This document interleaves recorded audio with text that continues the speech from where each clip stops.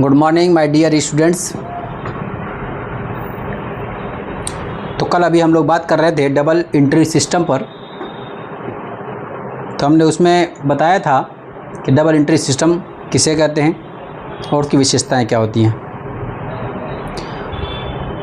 तो double entry system का मतलब बताया गया था कि जो भी हम लोग बिजनेस ट्रांजैक्शन करते हैं, व्यावसायिक लेन देन करते हैं, तो प्रत्येक लेन देन में दो पक्ष प्रभावित होते हैं। एक पक्ष डेबिट होता है और एक पक्ष क्रेडिट होता है, यानी एक पाने वाला होता है तो दूसरा देने वाला होता है। दोनों का लेखा किया जाता है। अब आज हम लोग बात करेंगे advantage of double entry system, यानी कि दोहरा लेखा प्रणाली के लाभ क्या हैं, इससे हमको क्या एडवांटेज मिलते हैं, इससे फ़ायदा क्या है। यानी जब हम दोहरा लेखा प्रणाली पर लेखा रखते हैं, प्रत्येक का लेन देन, हर मतलब ट्रांजैक्शन का, हर लेन देन का दोनों पक्षों में लेखा किया रहता है, तो इससे हमको फ़ायदा क्या होता है। तो इसके बहुत सारे पॉइंट हैं, उन्हीं पॉइंट पर हम लोग आज डिस्कस करेंगे।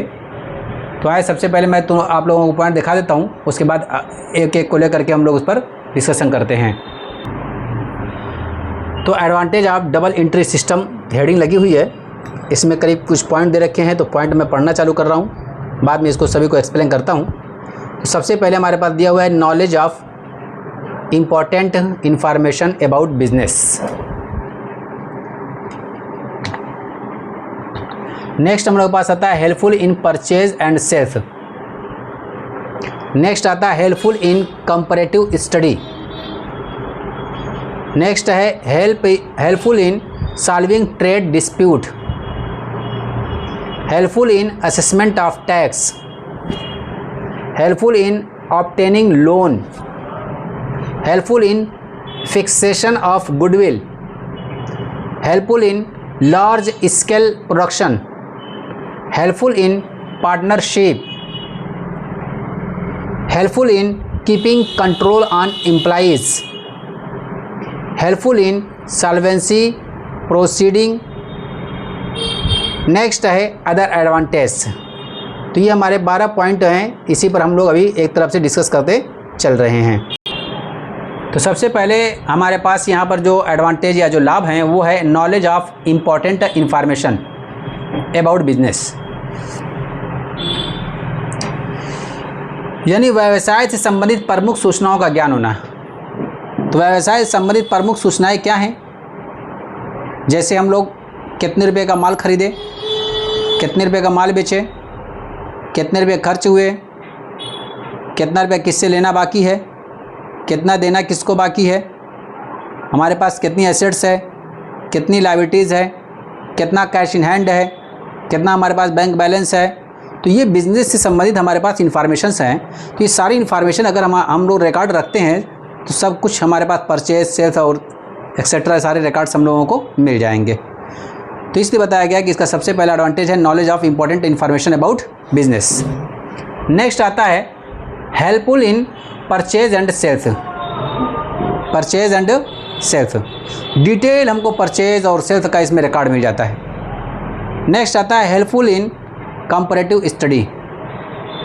तो अगर हम लोग हर साल, हर वर्ष अपना डबल एंट्री सिस्टम के हिसाब से खाता बही रखते हैं, तो पिछले साल का और इस साल का कंपेयर करने में, यानी तुलना करने में भी हम लोगों को मदद मिलती है, इससे सहायता प्राप्त होती है कि पिछले साल हमारे पास क्या प्रॉफिट था, इस साल क्या प्रॉफिट है, पिछले साल हमारे पास क्या लायबिलिटी थी, इस बार क्या लायबिलिटी है, पिछले साल क्या एसेट थी, इस बार क्या एसेट्स है, पिछले साल के मुकाबले में हमारा परचेज कितना बढ़ गया है, कितना सेल्स बढ़ गई है, कितना हमारा प्रॉफिट बढ़ गई है। तो कंपैरेटिव एनालिसिस या कंपैरेटिव स्टडी हम लोग कर सकते हैं, तुलनात्मक अध्ययन कर सकते हैं, तो उसमें भी हेल्पफुल है।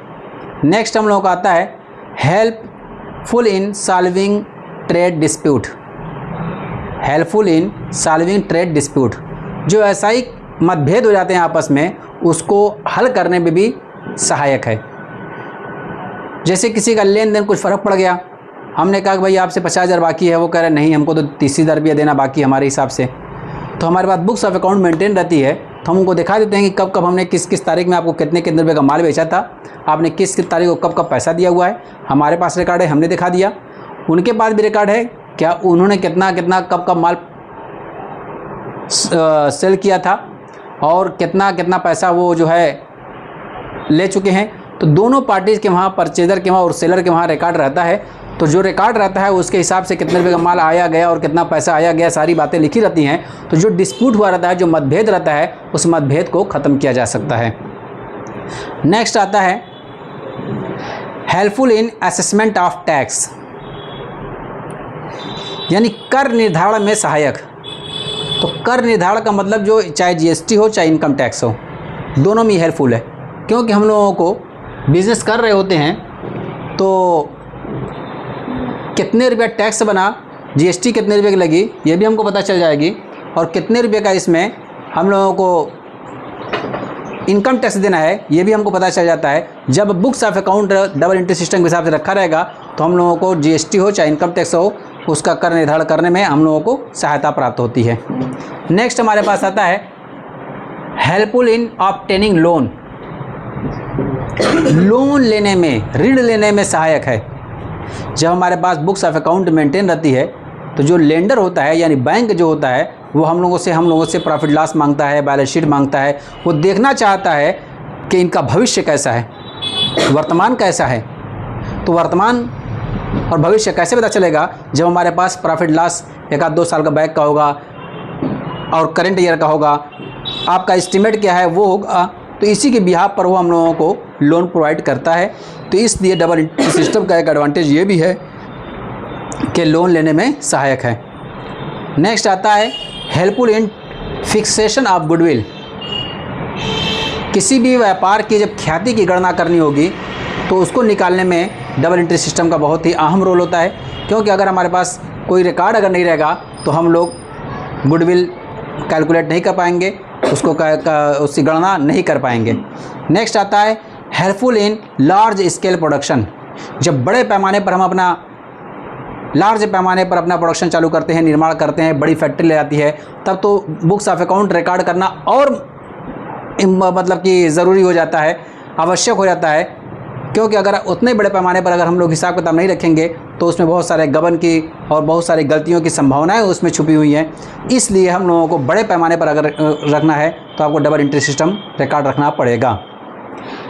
हेल्पफुल इन पार्टनरशिप, साझेदारी में सहायक। साझेदारी में सहायक कैसे होगी भाई? साझेदार का मतलब ही 2 या 2 से अधिक लोग उसमें काम कर रहे हैं। तो कितने रुपये का परचेज हुआ, कितना सेल हुआ, कितना प्रॉफिट हुई, कितना पैसा आया, कितना गया, किससे कितना लेना है, किसको कितना देना है, ये सारी बातें जब रिकॉर्ड रहती हैं तो हर एक पार्टनर को, सबको एक दूसरे के ऊपर ट्रस्ट रहता है, भरोसा रहता है। अगर ये चीज़ रिकॉर्ड न रहे तो एक पार्टनर दूसरे पार्टनर के ऊपर ट्रस्ट नहीं करेगा, भरोसा नहीं करेगा, पार्टनरशिप ख़त्म हो जाएगी। तो इसलिए जो है बुक्स ऑफ अकाउंट रखना इसलिए भी हमारे लिए लाभदायक है क्योंकि उससे पार्टनरशिप में आसानी होती है। नेक्स्ट हमारे पास आता है point helpful in keeping control on employees. जो हमारे वहाँ कर्मचारी काम करने वाले हैं उन पर नियंत्रण रखने में भी हेल्पफुल है। उससे ये पता चल जाए किस एम्प्लॉई ने अच्छा परफॉर्मेंस किया हुआ है, किसकी सैलरी कितनी जा रही है, कितना काम कर रहा है। तो उसके हिसाब से हम लोग उसको कंट्रोल कर सकते हैं कि सैलरी ज़्यादा जा रही है, काम कम हो रहा है उसके द्वारा। तो ये सब सारी चीज़ें अगर रिकॉर्ड में रहेंगी तो हम एम्प्लॉई पर भी कंट्रोल बना सकते हैं। नेक्स्ट आता है हेल्पफुल इन सॉल्वेंसी प्रोसीडिंग। इसका मतलब ये हो जाएगा कि अगर हम लोग अपनी फर्म को दिवालिया घोषित कराना चाहते हैं तो उसमें भी हेल्पफुल होगी। और अगर हम ये दिखाना चाहते नहीं हम सॉल्वेंट हैं, यानी कि हम आपकी लायबिलिटी को पे करने में सक्षम हैं, तो भी हेल्प करेगी। यानी कि जो हमारे लेंडर हैं या जो क्रेडिटर हैं या जो डिबेंचर होल्डर हैं वो हमारी सॉल्वेंसी या इंसॉल्वेंसी स्थिति को पता कर सकते हैं कि हम सॉल्वेंट हैं कि इंसॉल्वेंट हैं। यानी कि हमारी शोधन क्षमता अच्छी है या शोधन क्षमता बुरी है, हम दिवालिया हैं या शोधक्षम में हैं। तो ये सारी बातें कब पता चल पाएंगी? जब बुक्स ऑफ अकाउंट हम मेंटेन किए रहेंगे। इसके अलावा अदर एडवांटेज, बहुत सारे एडवांटेज हैं, जैसे कर्मचारियों को लाभ, उनको भी बोनस कितना मिलेगा, कितना प्रॉफिट हुआ है, जितना ज़्यादा प्रॉफिट होगी उतना वो बोनस पाने के अधिकारी होंगे।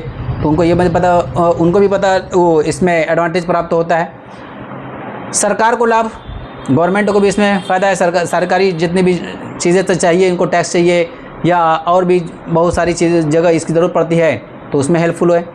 उपभोक्ताओं को लाभ, अच्छी क्वालिटी का माल मिलेगा। शोधकर्ताओं को लाभ, जो रिसर्चर्स होते हैं, जो शोध करने वाले होते हैं, उनको भी इससे लाभ मिलता है। तो इस तरह से बहुत सारे लोगों को लाभ मिलता है।